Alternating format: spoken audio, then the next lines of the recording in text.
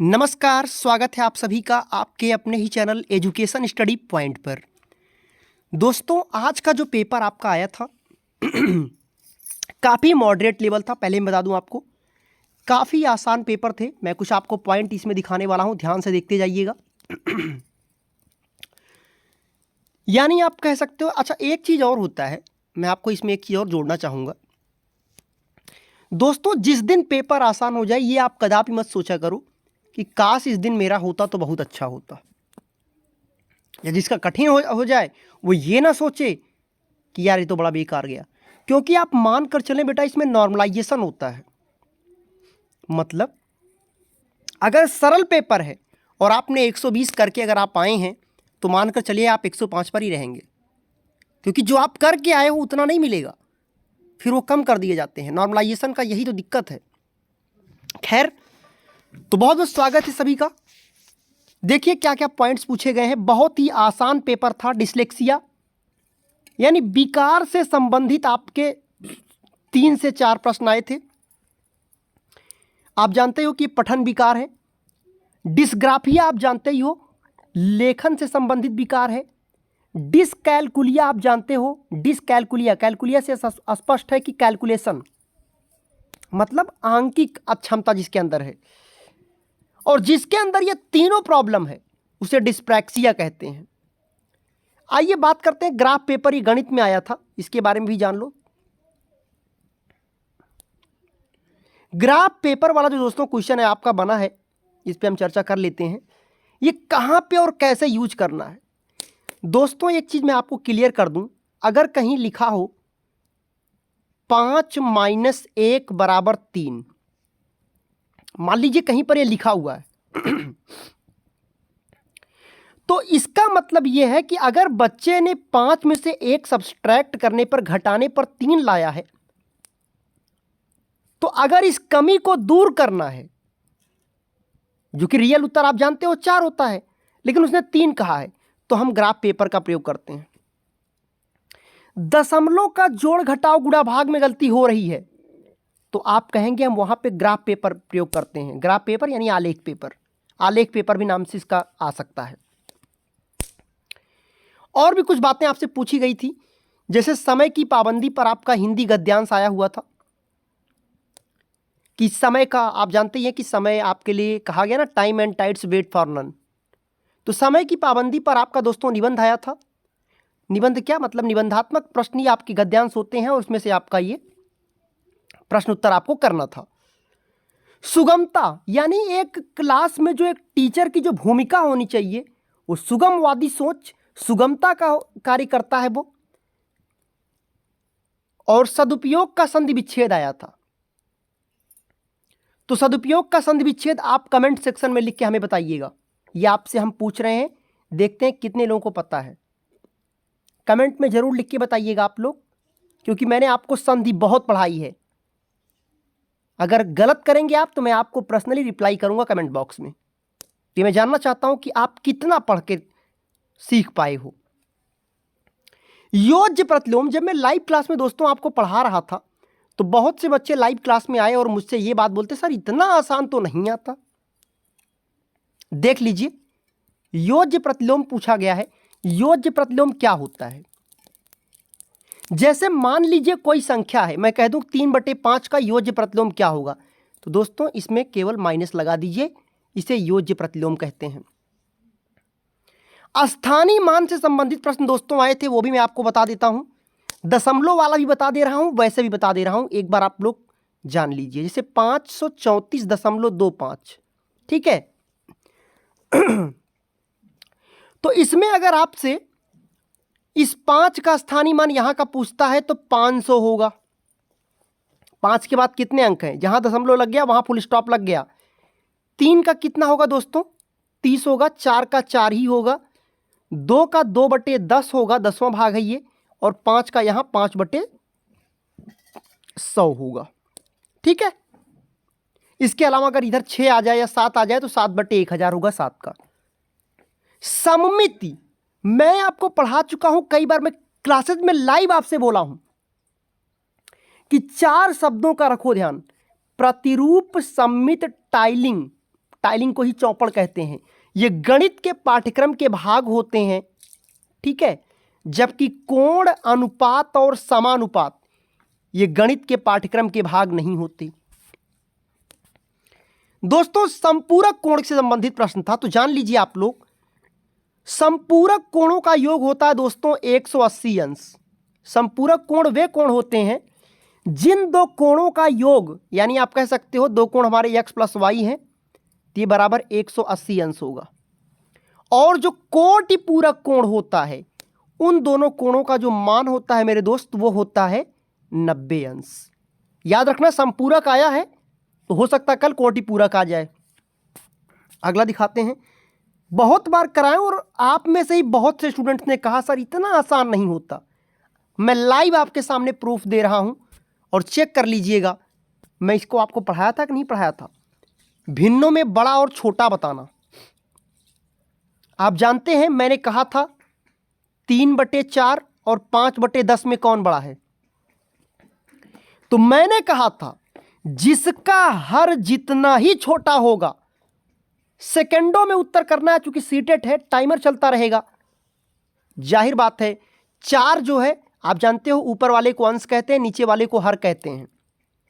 तो इसका हर छोटा है, जिसका हर जितना छोटा वो उतना ही बड़ा होता है। और एक तरीका दोस्तों और होता है, आप इसमें क्रॉस मल्टीप्लाई करके भी कर सकते हो अगर आपको ऐसा नहीं आता है तो। ये देखिए क्रॉस मल्टीप्लाई कर लीजिएगा तो 10 तिहाई 30 और 4 पंचे 20, यानी इधर वाला बड़ा है तब भी आप देख रहे हो इधर ही बड़ा है। तो दोनों तरीके से आप चेक कर लीजिएगा, एक नंबर अपना फिक्स कर लेना। जितना हमने करा दिया है, हम और लोगों की तरह नहीं है कि डेली आपको कठिन प्रश्न दें और जो आ रहा हो वो भी चला जाए, यानी आपके आत्मविश्वास का भी कत्ल कर देना। ये बड़ी बड़ी संस्थाओं का काम होता है कि आपके कॉन्फिडेंस लेवल को बिल्कुल खत्म कर देना। इसीलिए कहते हैं कि पॉइंट टू पॉइंट पढ़िए, फैक्ट टू फैक्ट पढ़िए, जो जरूरी पार्ट्स हैं केवल उसी को पढ़िए। मतलब इसका साफ साफ मतलब यह होता है दोस्त, इस चीज का विशेष थोड़ा ध्यान रखना कि अगर हम उन्हीं बिंदुओं का अध्ययन करें जो बार बार आते हैं, लगातार आते हैं, हर टीचर को यह चीज पता होता है। अगर वो चाहे तो आपको सीटेट एक बार में क्लियर करा सकता है, क्योंकि उसे पता है कि 70% जो सिलेबस होता है ना वो उसके हाथ में है। और जितना आपको विगत मैंने 8 महीने में कराया है, इससे बाहर आपको कुछ नहीं मिलने वाला। शब्द से प्रत्यय बनाना है तो शब्द से, यानी कह रहे हैं कि शब्द से आपको प्रत्यय बनाना है, तो शब्द से शाब्दिक हो गया। यहां मैं आंसर भी आपके लिए सेट कर दिया हूं। कुछ टॉपिक्स आए थे दोस्तों, हाथी, मधुबनी, मिजोरम की भाषा की बात है, कोहलबर्ग, जीन पियाजे, वाइगोत्स्की और निपुण, यानी NIPUN, इसका फुल फॉर्म भी पूछा गया था। हाथी क्या होता है आप जानते हैं, बारीक पॉइंट दिमाग में सेट रखना। हाथी झुंड में चलते हैं, और झुंड होगा तो जाहिर बात है 10 से 12 लोग से कम नहीं होंगी उसमें, यानी मेल और फीमेल दोनों होते हैं। और 10 से 12 साल के बाद ही जो मेल वाला हाथी होता है दोस्तों, वो साथ छोड़ के चला जाता है। और जो झुंड की जो नेता होती है, जो बुजुर्ग हाथनी होती है, वही जो होता है झुंड की नेता होती है। हाथी के कान काफ़ी लंबे होते हैं, उससे अपने आप को वो क्या करते हैं, हवा करते हैं।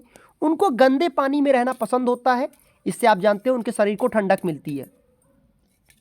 बात करें दोस्तों मधुबनी की, तो मधुबनी क्या है, एक प्रकार की पेंटिंग है, एक प्रकार की चित्रकला है, जो कि बिहार से संबंधित है। बिहार में एक जिला है जहां पे त्योहार के मौके पर चावल, नील और हल्दी के घोल से चित्रकारी, यानी चित्र बनाया जाता है। वो चित्र विभिन्न पशु पक्षियों, जीव जंतु व मनुष्यों के हो सकते हैं। बात करें दोस्तों वाइगोत्स्की और जीन पियाजे की, आप बहुत अच्छे से जानते हैं, मैंने बार बार लगातार इन सब पे चर्चा की हुई है। छोटी सी बात आपसे कर लेते हैं, लॉरेंस कोहलबर्ग की कुछ कमियां जान लो। कमियां इनकी यही थी, इन्होंने महिलाओं के ऊपर प्रयोग नहीं किया। दूसरा पॉइंट, इन्होंने केवल मैक्सिमम जो लिमिट रखी 15 साल, यानी 10 से 15 साल के बच्चों तक ही प्रयोग किया। मतलब ये एक दोस्तों रेंज बता रहा है, बाकी 0 से 2 साल तक इनका शुरुआती एज था, जो कि पूर्व परंपरागत स्तर आता है ना। बात करें दोस्तों जीन पियाजे की, जीन पियाजे के कुछ वर्ड याद रख लेना। क्या, मैं बता देता हूं आपको। जीन पियाजे के वर्ड कौन कौन से हैं?